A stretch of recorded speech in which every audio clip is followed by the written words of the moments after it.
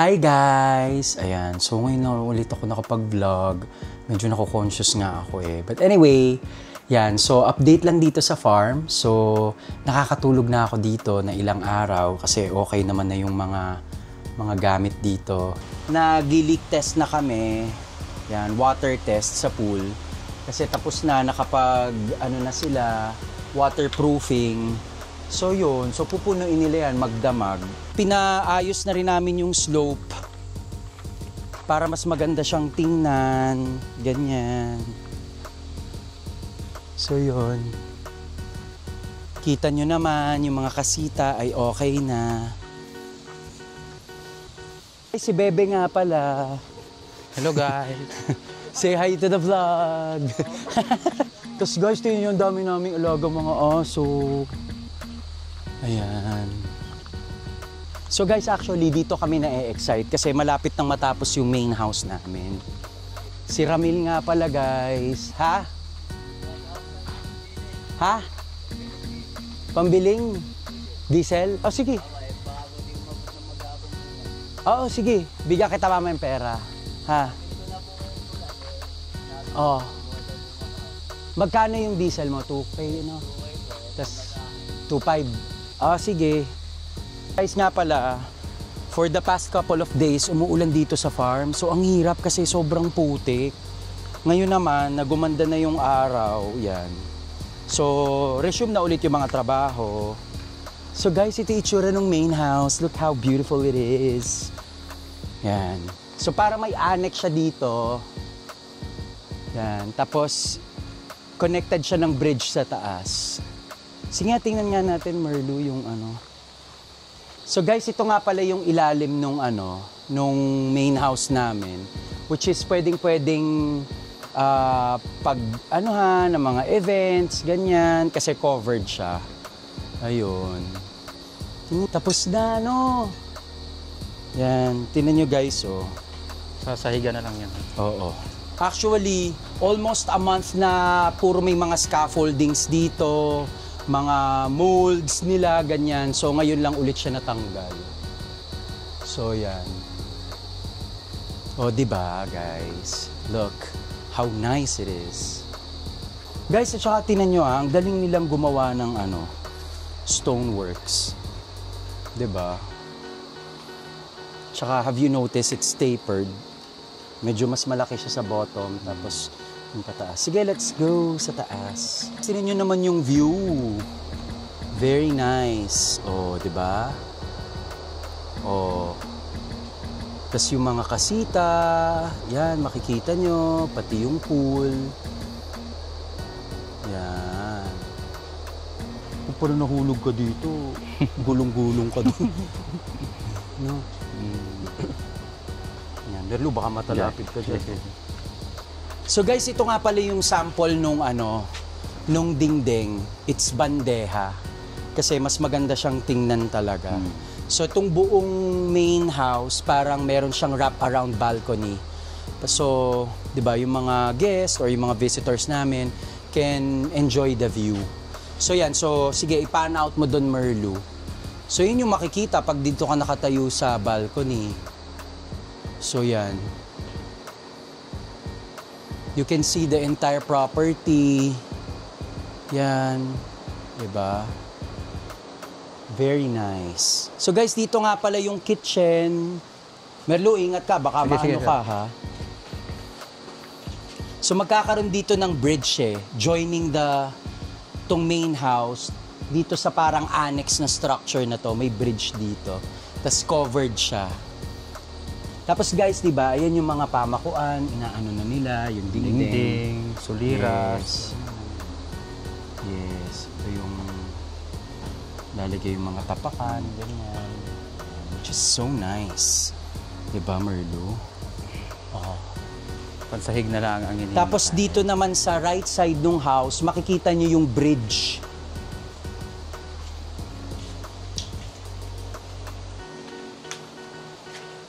Yan o. Which is very nice. Ang ganda. So meron na rin kaming mga na-order na mga trees na pinaball out namin. So, hopefully next week kung maayos ang panahon, malagay namin yon. So, nakakuha kami ng dates, ganyan. Yun. Very nice. Kasi tingnan nyo, pag bababa ka dito, oh. Ganda-ganda ng makikita mo. Yan oh guys, di ba? The view. Yun naman ang river. Oh, di ba? Ang ganda, Merlo, no? Tsaka para mahangin dito, no? Nasa taas ko na eh. Nasa taas eh, oo. Mahangin siya. Lalo na paggabi dito. Ha? Paggabi, yung lamig. Paggabi, malamig. Yan, sige, tara, sa baba. Tsaka tinan nyo din yung design ng facade. Parang very traditional lang peg. Yung parang, traditional bahay na bato, ganyan. Yan.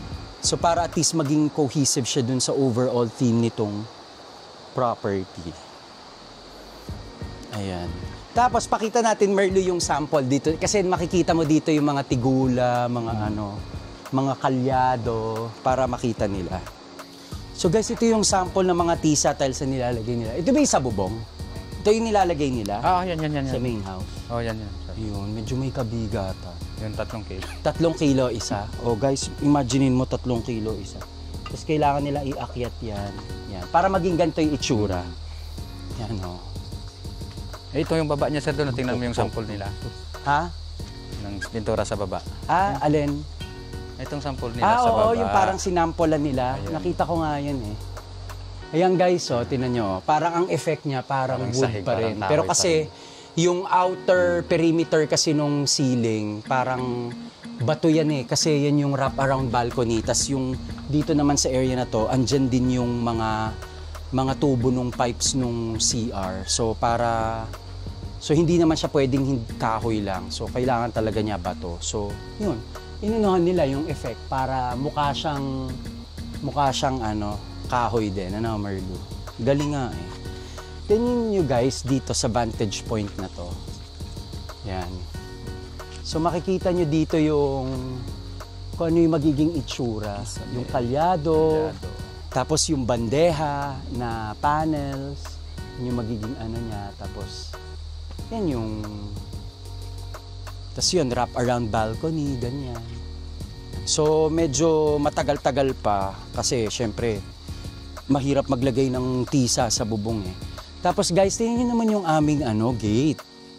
Buti nga nagawa na eh. Kasi, syempre, kailangan laging naka-close to for security. Basa ba to, Merlo? Tuyo na yan, sir, doon. Basa? Tuyo na, tuyo.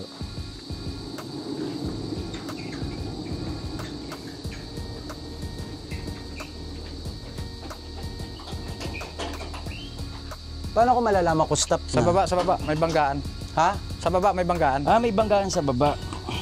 Yan. Yan.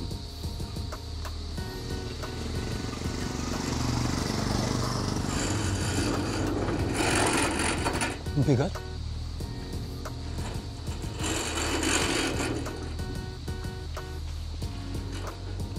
Ching! Diba? And look at the canopy, guys. Tingnan nyo naman. Ganda, no, Merlo, no? Fairness.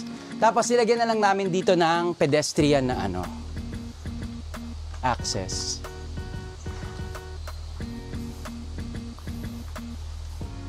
Dapat nga, na to nailalak na no? Palalagyan mo na, sir. Palalagyan ko na ng ng... Sira paggabi. Correct, oo. Yan. Diba?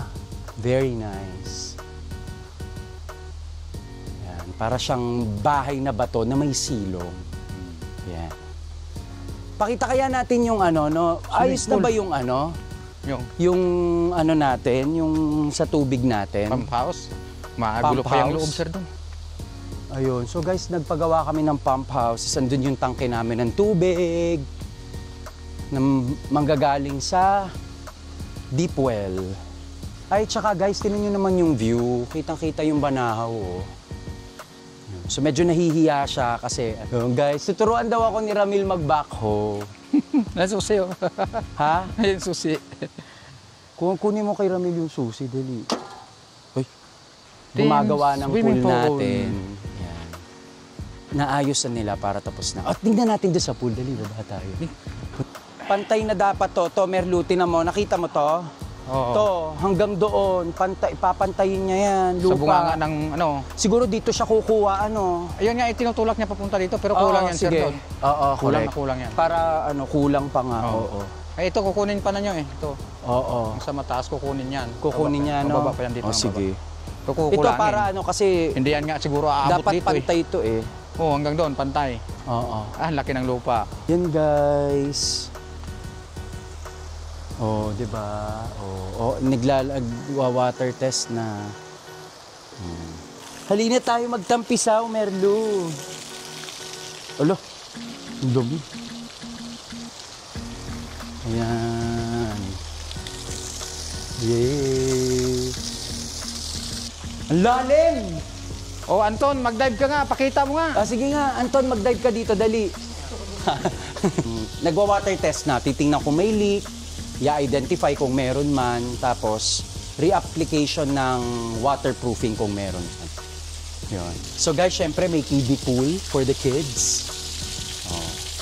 Nandito ka, tapos nakaganong-ganong ka lang. So ang view mo, syempre, yung ilog ulit, which is so nice, guys. So yun.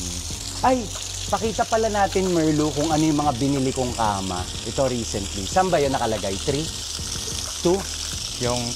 Yung mga kama? 2. Sa 2. 3. At saka sa 3. Sige, pakita.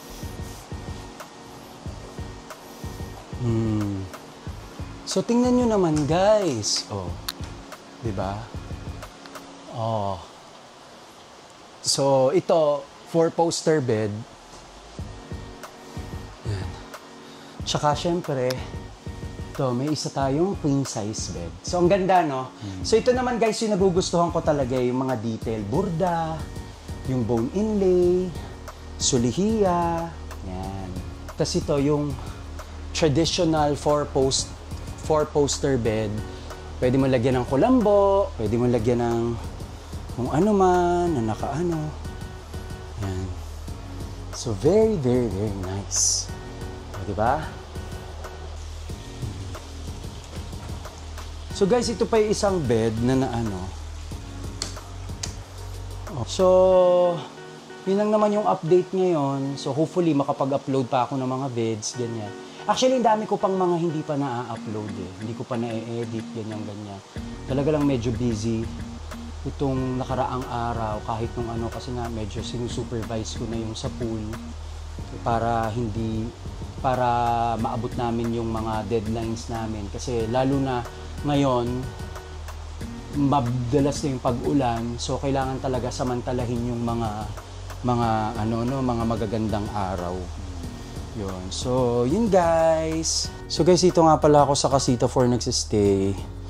Pag nandito ako sa farm natutulog, ayan. So, medyo may kaguluhan. Ito, bumili na nga akong gloves eh, para pwede rin akong tumulong minsan. Pag ano. Ito, syempre, yung mga supplies ko, mga food. Ayan.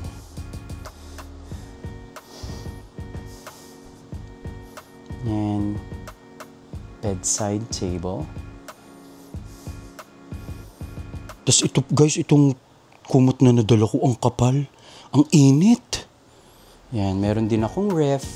Yan. Yan. Tapos, ito yung bathroom. Yan. Diba? Nice. Tsaka yun guys, ito rin naman yung gusto ko kasi halimbawa pag hapon na, napatay ko yung aircon. Tapos, pwede akong magbukas ng bintana. Diba? Yan. Ito may labas, ganyan. Tapos, mahangin. Hindi mo masyadong magabok or ano. Nice. Siguro kahit yan lang buksan ko tsaka itong isa. Okay din. Kaya gusto ko lang mahanginan yung kwarto. Yan.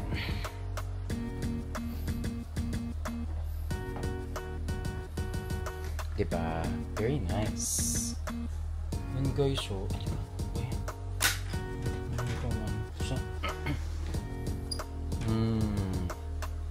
yan, diba? At least may hangin yung kwarto. Tapos mamaya, pagka medyo marami ng mga lumilipad, yun, inaano ko na lang.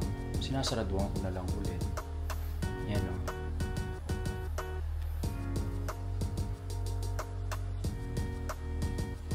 Yan. O, diba? Oh, nice. Very nice.